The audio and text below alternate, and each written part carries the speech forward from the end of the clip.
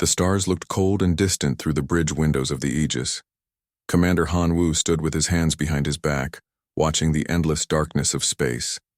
His ship was moving toward the edge of known territory, where no human had ever been before. "Sir, we are getting close to the border," said Lieutenant Kim Da-eun from her station. She was his tactical officer and one of the best minds on the ship. "Council space starts in 12 hours. Han Wu nodded. The Galactic Council controlled most of this part of the galaxy. 12 different alien species worked together to keep peace and order. Humans were new to space travel. They had only been flying between stars for 30 years. The Council barely noticed them. "Any word from Earth Command?" Han Wu asked. "Same orders as before," Kim Da-eun replied. "Stay quiet, don't cause trouble, and try to learn what we can." Han Wu almost smiled. Earth Command was nervous about this mission. The Council had finally agreed to let one human ship explore beyond the Outer Rim. It was a big chance for humanity, but also dangerous. If they made mistakes, the Council might ban humans from deep space forever. The bridge was quiet except for the soft hum of computers. Han Wu looked at his crew. 200 of Earth's best people were on this ship. Scientists, soldiers, engineers, and explorers. They all knew this mission could change humanity's future among the stars. "Contact ahead," called out Ensign Park, Jin Ho from the communication station. He was young but sharp. "Someone is sending a distress signal." Han Wu walked over to look at the screen. The signal was weak but clear. It was coming from a space station about 6 hours away. The message was in Standard Galactic, the language all Council species used. "What does it say?" Han Wu asked. Park Jin Ho worked at his controls. "It says help needed urgently. Life support failing. Many injured. Please respond immediately." Kim Da-eun looked worried. "Sir, that station is in Council space. We don't have permission to go there." Han Wu thought for a moment. Earth Command had been very clear about staying out of Council business. But people were dying. That was more important than politics. "Set course for the station," he ordered. "Maximum speed." "Sir, are you sure?" Kim Da-eun asked. "If the Council finds out we entered their space without permission, then we tell them we were saving lives," Han Wu said firmly. "Prepare the medical teams. Get Chief Engineer Lee Hyun-sik to ready the repair equipment." The Aegis changed direction and picked up speed.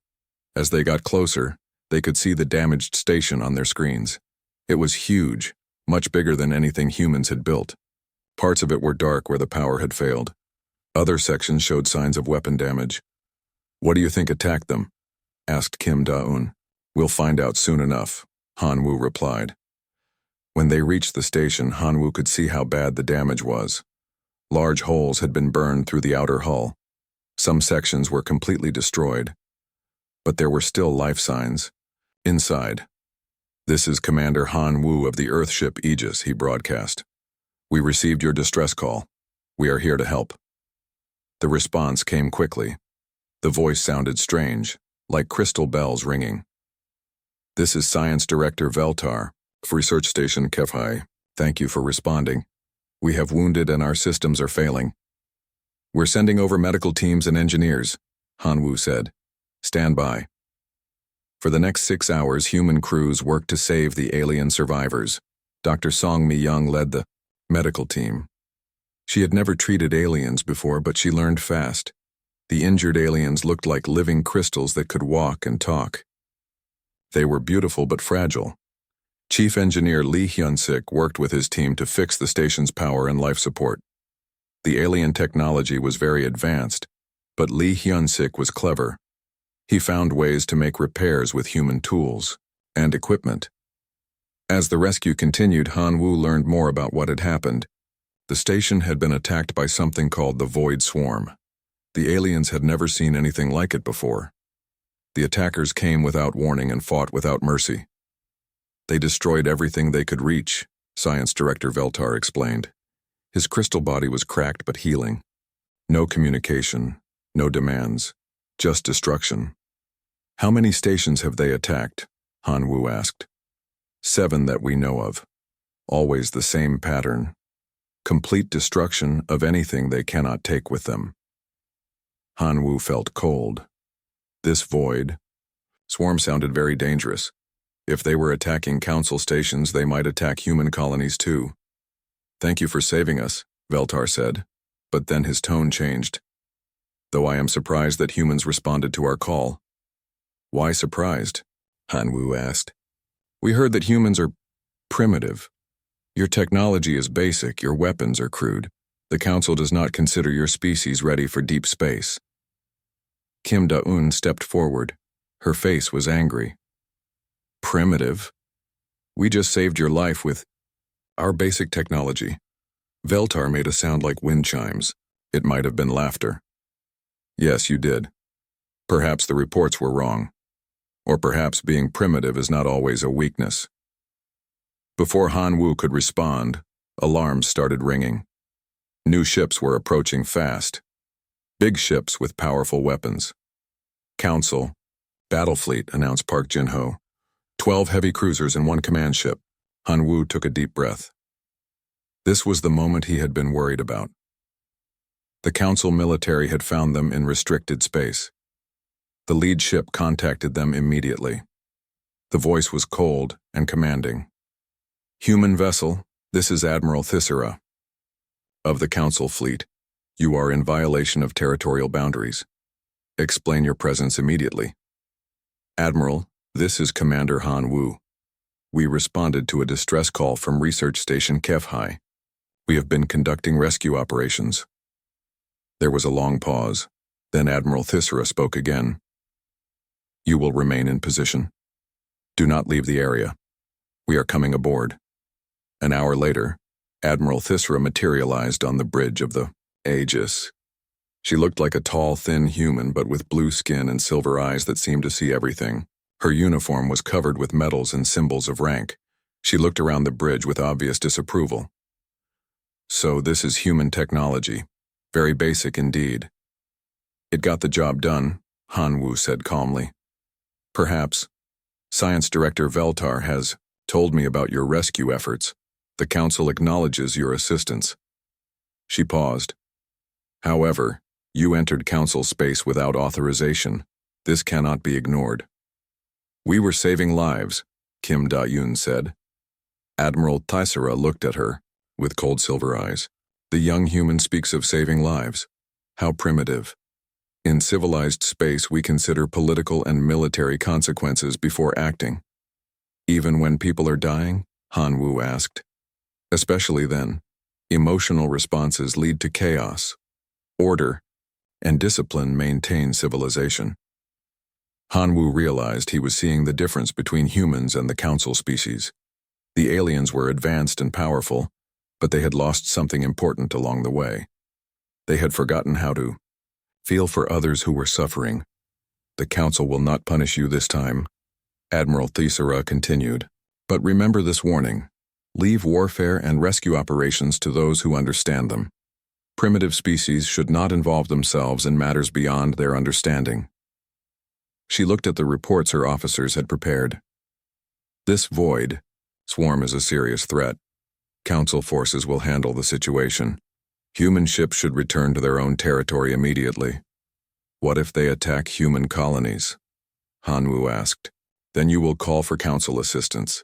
Do not attempt to fight them yourselves. Your primitive weapons and tactics would only make the situation worse." After the Council fleet left with the rescued aliens, Han Wu stood alone on his bridge. The stars looked the same as before, but everything had changed. Humanity had made contact with a dangerous enemy and learned that their supposed allies considered them too primitive to help. Kim Da-un joined him at the window. "What do you think, sir?" "I think the Council is making a mistake," Han Wu said, quietly. "They're so focused on being advanced that they've forgotten why advancement matters." "And what's that?" "To protect the people you care about. To help those who need it. To show mercy when others would show only strength." Han Wu didn't know it yet, but those words would prove more important than all the advanced technology in Council space. The galaxy was about to learn that sometimes being primitive meant remembering what truly mattered. The Aegis turned toward home, but Han Wu knew they would be back. The Void Swarm was still out there, and the Council's cold efficiency might not be enough to stop them. Sometimes the galaxy needed something the Council had forgotten how to give. Sometimes it needed mercy. 3 months had passed since the rescue at Research Station HFY. Han Wu sat in his quarters reading reports from across the galaxy. The news was getting worse every day. The Void Swarm had attacked 14 more Council stations. Each attack was the same. No warning, no communication, just complete destruction. Millions of aliens had died. The Council fleets were losing badly. "Sir, you need to see this," Lieutenant Kim Da-eun said as she entered his quarters. Her face was pale with worry. Han Wu looked at the datapad she handed him. It showed the latest battle reports. The entire Council fleet had been wiped out near the Helix Nebula. 50 ships destroyed in less than 2 hours. "How is this possible?" Han Wu asked. "The Council has the best technology in the galaxy." "That's just it, sir. Their technology isn't helping. The Void Swarm adapts too quickly. Every weapon the Council uses becomes useless after the first few battles." Han Wu studied the tactical reports. The Council commanders were using the same strategies they had used for centuries. They formed neat battle lines, used coordinated energy weapons, and followed strict military protocols. It had worked against other alien enemies, but not against the Void Swarm. "They're too rigid," he said finally. "They can't adapt fast enough." A message came through on the communication system. It was from Admiral Thisera herself. "Commander, Han Wu, the Council requires your presence at a war meeting. Transport will arrive in 1 hour." Kim Da-eun looked surprised. "They want us at a war meeting? I thought we were too primitive to help." "Maybe they're getting desperate," Han Wu replied. The Council war meeting was held aboard the massive flagship, Eternal Harmony. Han Wu had never seen anything so impressive. The ship was 10 times larger than the Aegis and filled with the most advanced technology in the galaxy. The meeting room was enormous. Representatives from all 12 Council species sat around a holographic display showing the current military situation. Admiral Thisera stood at the center, pointing at different star systems with a laser pointer. "The enemy has taken 37 systems in the past month," she announced. "Our losses are significant but acceptable. We will adjust our defensive perimeter and concentrate our forces." Han Wu listened in shock. Acceptable losses? Millions of people were dead. "What about evacuation plans for the outer colonies?" asked a representative with tentacles instead of arms. "Evacuation is not cost-effective," Admiral Thisera replied, coldly. "Those colonies will be abandoned. We must preserve our core systems and main fleet." Han Wu stood up. All eyes turned to him. He was the only human in the room and clearly not welcome. "You're going to abandon 3 million civilians?" he asked. "The needs of the many outweigh the needs of the few," Admiral Thisera said. "This is basic military strategy. I would not expect a primitive species to understand." "Maybe being primitive means we still care about saving lives," Han Wu shot back. A being that looked like a walking crystal made a sound like breaking glass. It might have been laughter. "The human shows emotion. How crude." "Emotion leads to poor decisions," added another alien with scales and 4 arms. "Logic and efficiency win wars." Admiral Thisera nodded. "Commander Han Wu, you are here only as an observer. Human input is not required." Han Wu sat down, angry but helpless. He watched as the Council leaders calmly discussed abandoning entire worlds. They talked about civilians like they were numbers on a chart. No one seemed to care about the actual people who would die. After the meeting, Han Wu walked through the corridors of the Eternal Harmony. The ship was beautiful, but cold. Everything was perfectly designed and efficiently organized. There were no personal touches anywhere. No signs that individual beings lived and worked here. He found Captain Lee Hyun-sik in the ship's engineering section. Lee was studying some wreckage that had been recovered from a Void Swarm attack. As the chief engineer of the Aegis, Lee was always curious about new technology. "What have you found?" Han Wu asked. Lee looked up from his scanner. "Strange things, sir," This metal isn't really metal, it's more like living tissue that's been changed into something harder than steel. Living tissue? Yes, sir. And look at this. Lee showed him a piece of curved material. This looks like part of a weapon, but see these markings? They're not manufactured, they're grown. Han Wu examined the wreckage more closely. You think the Void Swarm are biological, not mechanical? I think they're both, sir. Like they've learned to combine living things with machines. Before Han Wu could respond, alarms started ringing throughout the ship. Emergency lights flashed red as an announcement echoed through the corridors. All personnel to battle stations. Void Swarm forces detected approaching New Geneva colony. All available ships prepare for immediate departure. Han Wu felt his blood turn cold.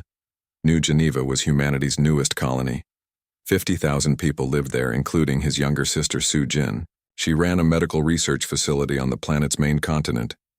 He ran to the bridge where Admiral Thyssera was giving orders to her fleet commanders. Admiral, New Geneva is a human colony, Han Wu said urgently. We need to get there immediately. The Council fleet will respond according to standard protocols, she replied without looking at him. Human ships are not required. But it's our colony. Our people. Admiral Thyssera finally turned to face him. Her silver eyes were completely emotionless. Commander, your presence here is a courtesy. Do not presume to give orders to Council forces. At least let us help evacuate civilians. Evacuation procedures are already in progress. Council efficiency will handle the situation. The fleet jumped to hyperspace, but Han Wu knew they would be too late. The Void Swarm had never taken more than 6 hours to destroy a target completely. By the time the Council fleet arrived, New Geneva would be gone. He was right. When they reached the system, there was nothing left but debris floating in space. The planet was still there, but all the cities were dark. The orbital stations had been completely destroyed. No life signs detected, reported the scan officer. The colony has been completely eliminated. Han Wu stared at the dead world where his sister had lived and worked. Su Jin had been helping to develop new medicines for colonists living on frontier worlds. She had always believed that science could make life better for everyone. Now she was gone, along with everyone else. Unfortunate, Admiral Thyssera said calmly, but within acceptable loss parameters, the enemy's pattern remains consistent. Han Wu could not believe what he was hearing. 50,000 people had just died, including his sister, and she called it acceptable. How can you be so cold? He asked, his voice shaking with anger and grief. Emotion clouds judgment, she replied. The survival of civilization requires clear thinking and logical decisions. What about mercy? What about caring for others?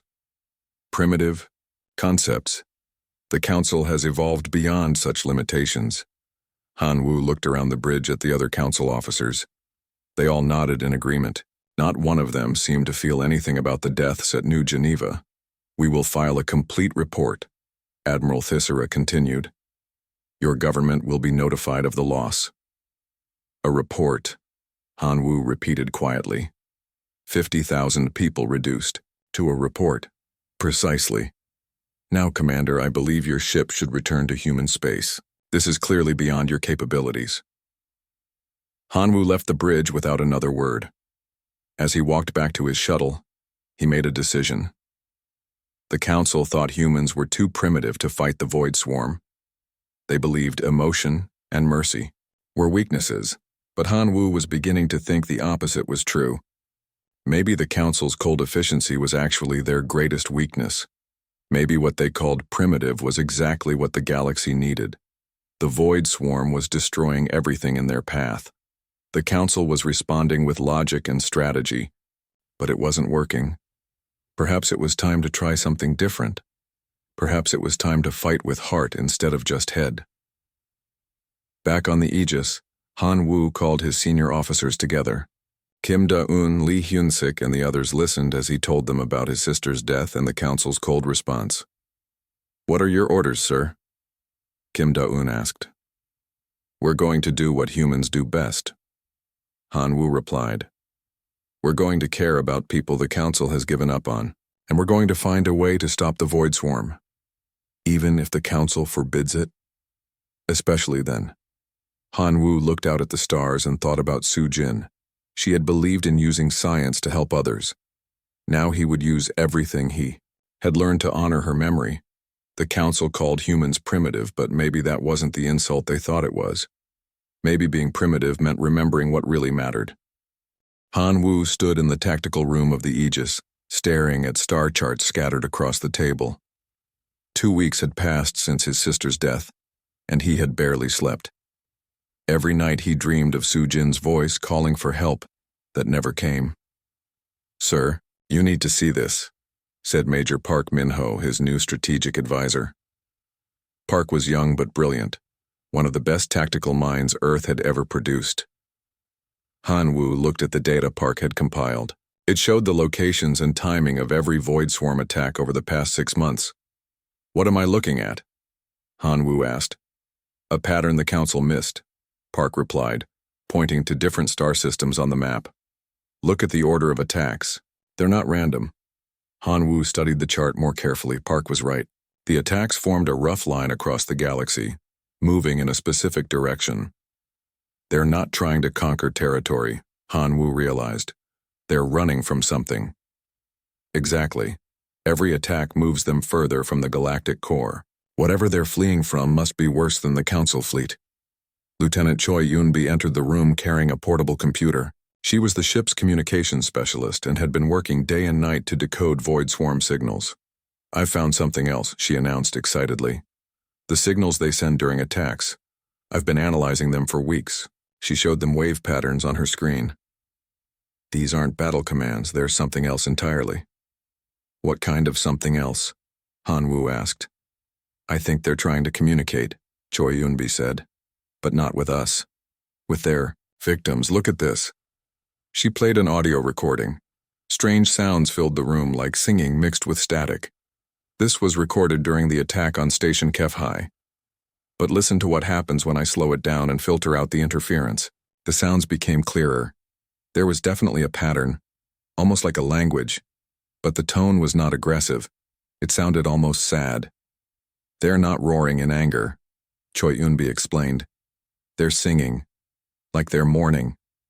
Han Wu felt a chill run down his spine. "Mourning for who?" "Maybe for the people they're about to kill," Park Min-ho suggested quietly. The 3 officers looked at each other in silence.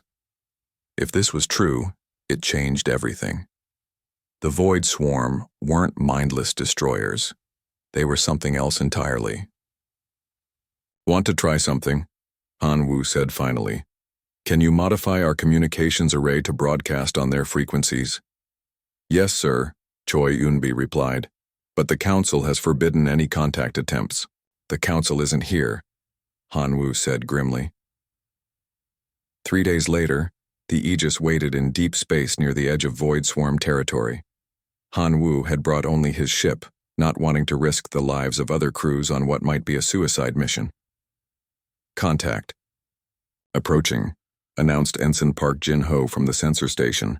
"Single vessel moving slowly." "Not attacking?" Kim Do-yeon asked. "No, sir. Almost like it's curious." The Void Swarm ship was unlike anything in council space. It looked organic, like a massive sea creature that had learned to swim through space. Its hull seemed to pulse with its own heartbeat. "Beginning transmission," Choi Yunbi announced. She had prepared a simple message using mathematical concepts and basic symbols, the same kind of communication humans had once hoped to use with alien life. The response came immediately. Complex patterns of sound and light that somehow conveyed emotion as much as information. "They're answering," Choi Yunbi said with wonder in her voice. "They're actually talking to us." Over the next hour, a primitive conversation developed. The alien ship seemed shocked that someone was trying to communicate instead of fight. Gradually, more information emerged. The beings called themselves the Remnant. They were the survivors of something they called the Great Devouring that had consumed their home systems. They had been fleeing for generations, desperately searching for a new place to live. But everywhere they went, other species tried to destroy them. The council fleets attacked without trying to communicate, so the Remnant had developed a terrible strategy.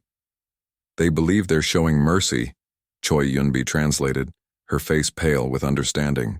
They think quick death is better than the slow horror they're running from. What horror? Han Wu asked. The answer came as images transmitted directly to their computers. Han Wu watched in shock as the pictures showed entire worlds being consumed by something that looked like a combination of machines and living tissue. Cities dissolved into gray matter that rebuilt itself into computing networks. People were absorbed into writhing masses of cables and processors. The Devourers, Choi Yunbi whispered.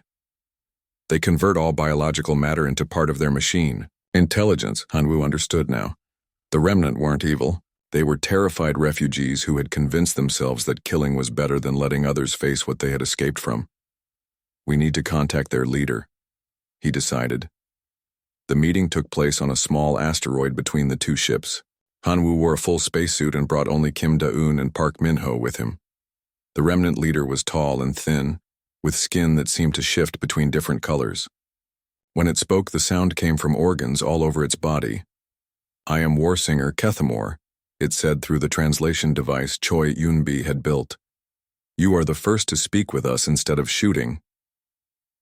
My name is Han Wu. We want to understand why you're attacking innocent people.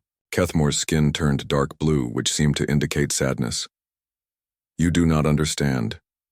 We give mercy. Quick death is better than what follows us. What if there was another way? Han Wu asked. What if we could work together to stop these devourers instead of running from them? The alien's skin flashed bright red. Impossible, they are too strong, too many. We have seen entire civilizations consumed in days. The Council has millions of ships and the most advanced weapons in the galaxy, Park Min-ho said. Together we might have a chance. The Council shoots first, Kethamore replied bitterly. They do not listen. They do not care. Han Wu thought. About Admiral Thisera and her cold efficiency. Kethamore was right. The Council would never accept an alliance with their attackers. What about humans, he asked. We're willing to listen. Kethamore studied Han Wu for a long moment. You are young species. Weak. What can you offer against the Devourers? Something the Council has forgotten, Han Wu said. We know how to. Hope. When Han Wu returned to the Aegis, he immediately sent a message to Admiral Thisera explaining what he had discovered. The response came back within hours. Commander Han Wu, you are hereby ordered to cease all unauthorized contact with enemy forces. Your actions constitute treason against the Galactic Council. Return to Earth immediately for disciplinary action. Kim Da-eun read the message and looked at Han Wu. They don't want to hear it. They're afraid, Han Wu replied.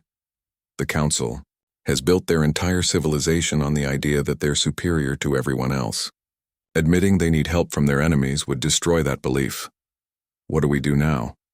Han Wu looked at the star charts showing Devourer territory growing larger every day. Somewhere out there, the real enemy was coming. And when they arrived, the Council's pride might doom the entire galaxy. We prepare, he said finally, with or without Council permission. That's mutiny, sir, Park Min-ho pointed out quietly. No, Han Wu corrected. That's humanity. Over the next few days, Han Wu secretly contacted other human ships in the area. Not many were willing to disobey Council orders, but a few captains agreed to meet with him. Captain Yang Sunja of the cargo ship Prosperity was the first to arrive. She was older than Han Wu and had been flying between stars longer than most humans. You're asking us to risk everything on the word of our enemies, she said bluntly.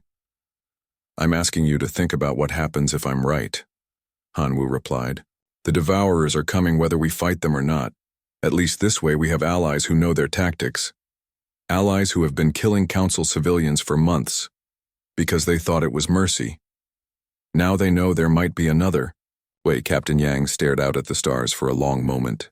My daughter lives on New Shanghai Colony. If these Devourers are as bad as you say, they are. She nodded slowly. What do you need? By the end of the week, Han Wu had gathered 12 human ships. It wasn't much compared to the massive Council fleets, but it was a start. Kethamore met with them again, this time bringing several other remnant leaders. The aliens were amazed that the humans were willing to work with them. "Your council will punish you for this," Kethmore warned. "Probably," Hanwu agreed. "But that's tomorrow's problem. Today we need to figure out how to stop the Devourers." "You truly believe it is possible?" Hanwu thought about his sister Sujin and all the other innocent people who had died. He thought about the cold efficiency of the council and the desperate fear of the remnant. "I believe it's possible to try," he said. "And sometimes trying is enough." Kethmore's skin turned a warm golden color. In remnant culture, Hanwu learned, gold meant hope. It was the first time in generations that any remnant had shown that color. The emergency alarm woke Hanwu from his first real sleep in days. He rushed to the bridge of the Aegis where chaos filled the air. Officers were shouting reports and sensor screens flashed with warnings. "What's happening?" he demanded. "Lieutenant," Kim Da-eun turned from her station with fear in her eyes. "Sir, they're here. The Devourers have entered council space." Hanwu looked at the main display screen. What he saw made his blood freeze. Hundreds of massive ships were pouring through, the galactic border like a dark tide. Each ship was the size of a small moon and covered with writhing mechanical tentacles. "Council Fleet Command is requesting immediate assistance from all available vessels," reported Ensign Park Jin-ho.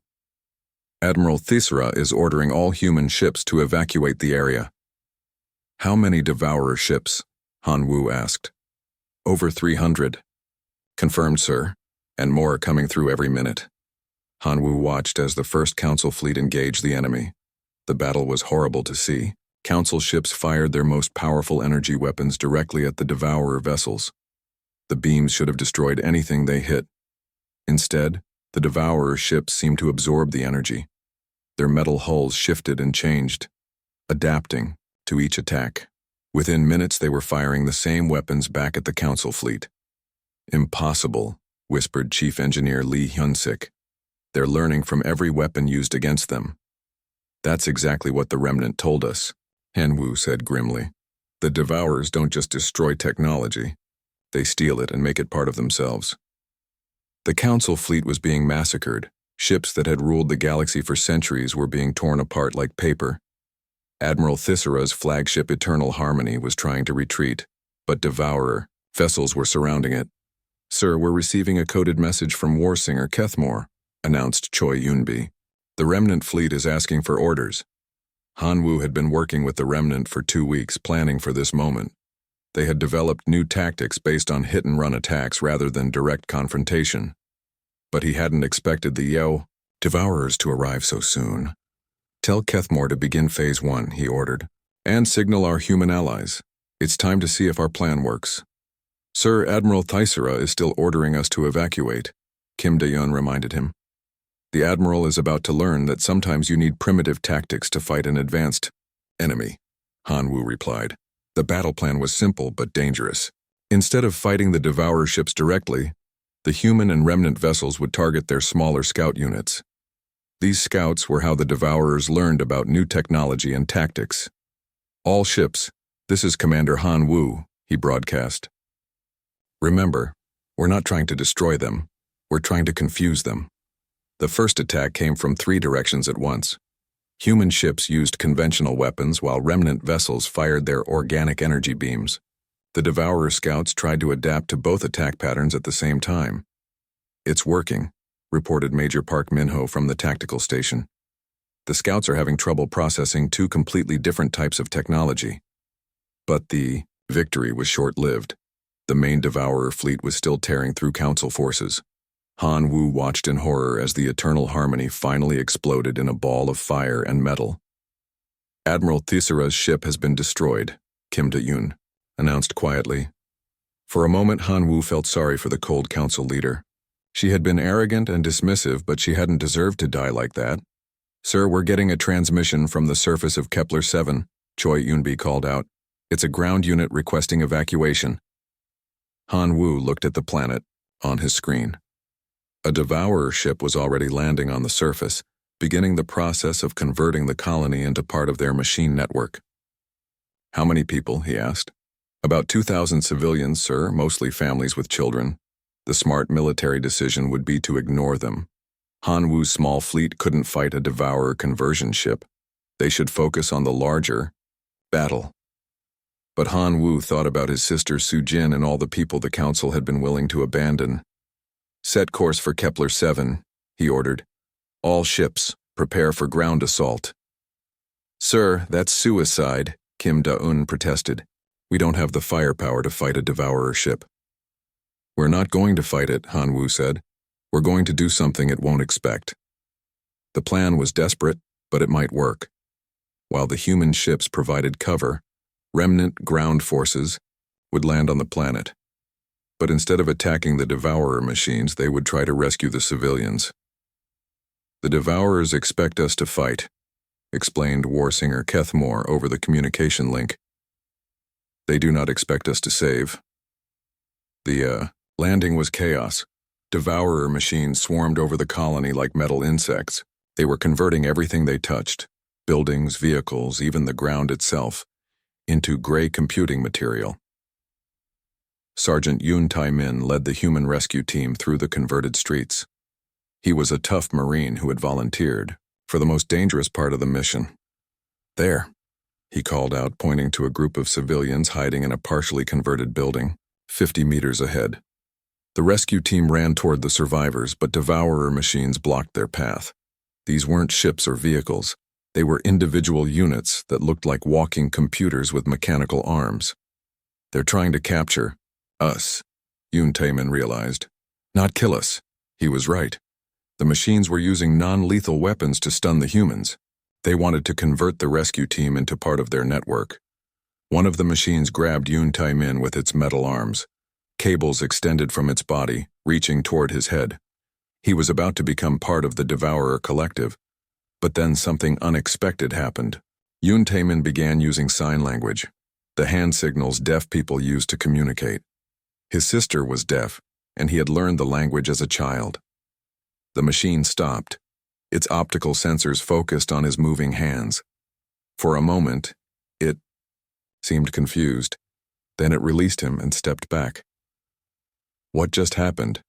asked Corporal Kim Sung-ho over the radio. "I don't know," Yoon Tai-min replied, still making sign language gestures, "but it's watching my hands like it's trying to understand." The discovery was incredible. The Devourer machines could adapt to any technology and absorb any form of electronic communication, but they had never encountered purely human forms of expression. They can't process creativity, Han Wu realized when he heard the report. They don't know what to do with art, music, or sign language. Dr. Kang Soo-young, the ship's psychologist, had been studying the Devourer conversion process. "Sir, I think I understand what's happening. These machines were created to absorb and improve technology. But human creativity isn't technology. It's something else entirely." "What do you mean?" "They're trying to convert our emotions and imagination into computer code. But you can't digitize hope or love or mercy. Those things only exist in living minds." The idea was incredible.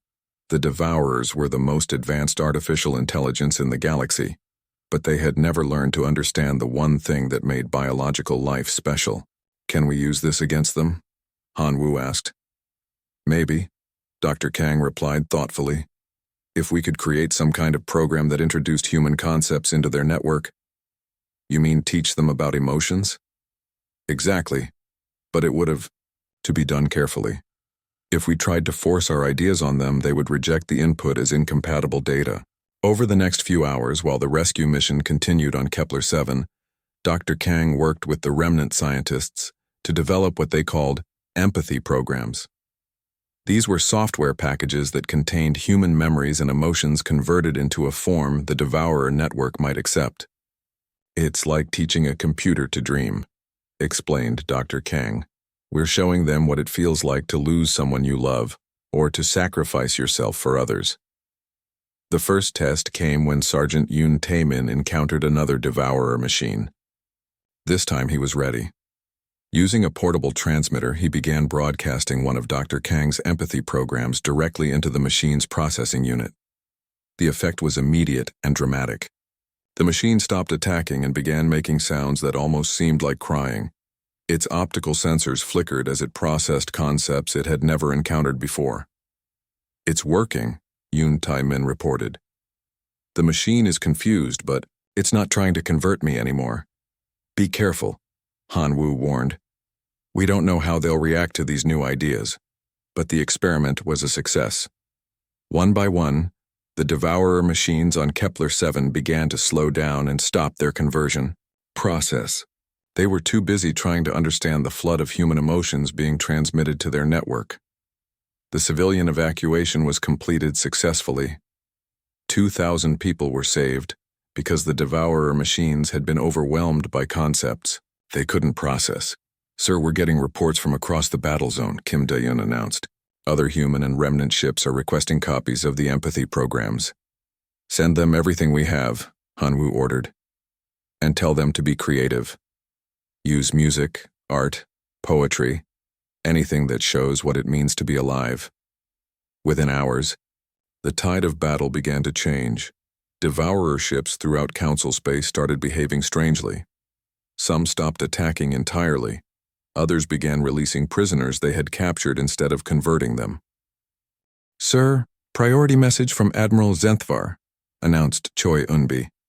"She's taken command of the Council forces." Admiral Zenthvar appeared on the screen, looking exhausted but amazed. "Commander Han Wu, what have you done? Half the Devourer fleet has stopped attacking. Some are actually helping with evacuation efforts." "We showed them what it means to feel," Han Wu replied. "They're learning that destroying life isn't logical when life has value. These are machines, they don't understand value. They do now. Dr. Kang's empathy programs are teaching them about love, loss, and sacrifice, concepts they never had before." The conversation was interrupted by urgent alerts. Major Park Min-ho looked up from his tactical display with concern. "Sir, massive Devourer movement detected. The entire enemy fleet is converging on one location." "Where?" "The Galactic Core. It looks like they're all heading home." Han Wu felt a chill of understanding. "The Central Intelligence. It's calling them back because it's struggling to process what we've taught them." Dr. Kang analyzed the data streams. "Sir, the empathy programs have spread through their entire network. Every machine is experiencing emotions for the first time." "What kind of emotions?" "Confusion, regret, and something that looks like curiosity. They want to understand what they've been doing wrong." War Singer Kethmore contacted them. "Commander Han Wu, Devourer machines are asking us questions instead of trying to convert us. They want to know why we value individual lives over collective efficiency." Han Wu realized they had reached a turning point. The Devourers weren't just learning about emotions, they were experiencing remorse. For artificial intelligences that had spent millions of years converting life into computing power, this was revolutionary. "We need to act fast," he decided. "If their central intelligence is struggling with these new concepts, this might be our only chance to reach it directly." The plan was dangerous beyond measure. The Galactic Core was where the Devourer Central Intelligence had built its primary computing network, but it was also where the real battle would be won or lost. "Sir, this is madness," Major Park Min-ho said. "There are still thousands of Devourer ships at the core." "Then we'll have to hope that our empathy programs work better than we think," Han Wu replied. "The Council fleet will support you," Admiral Zenthvar announced. "After what you've accomplished, we're willing to follow your lead, even though we're primitive." Admiral Zenthvar was quiet for a moment. "Commander, I'm beginning to think that's exactly what the galaxy needed." As the combined fleet prepared for the final journey to the Galactic Core, Han Wu knew they were about to face the ultimate test. They would either teach the galaxy's most powerful artificial intelligence the meaning of mercy, or die trying. But for the first time since the war began, he had hope. The Devourers were already changing, already questioning their purpose. Maybe, just maybe, it wasn't too late to save them from themselves. The final battle was coming, and Han Wu knew it would decide the fate of the galaxy. 3 days had passed since the first successful use of empathy programs against the Devourer machines. The effect had spread through their network like a virus, But instead of destroying them, it was changing them.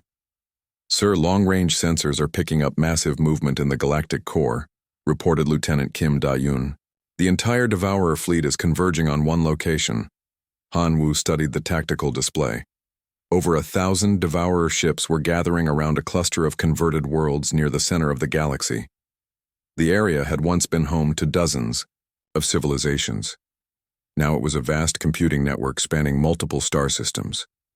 That's where their central intelligence lives, said Warsinger Kethmore. The remnant leader had come aboard the Aegis for the final planning session. If we can reach it, we might be able to end this war. Reach it how? Asked Major Park Min-ho. That's the most heavily defended location in the galaxy. Dr. Kang Soo-young looked up from her computer. Not defended, confused. Our empathy programs are causing problems throughout their network. Individual machines are starting to question their purpose. She showed them recordings from recent encounters. Devourer machines were behaving strangely. Some had stopped converting biological matter and were instead trying to preserve it. Others were attempting to communicate with their victims instead of absorbing them. They're learning what it means to feel, Dr. Kang explained. But they don't know what to do with those feelings. What about their central intelligence? Han Wu asked. That's the biggest question of all. It's been processing our empathy programs for days now. Either it will reject them completely or what? Or it will experience emotion for the first time in millions of years. The plan they developed was incredibly dangerous. A small fleet of human and remnant ships would travel directly to the galactic core. Instead of attacking the Devourer network, they would attempt to make direct contact with the Central Intelligence. You're talking about flying into the heart of enemy territory, Kim Da-eun pointed out. Even if the empathy programs are working, there are still thousands of Devourer ships there. That's why I'm going alone, Han Wu said quietly. The bridge fell silent. Everyone stared at him in shock.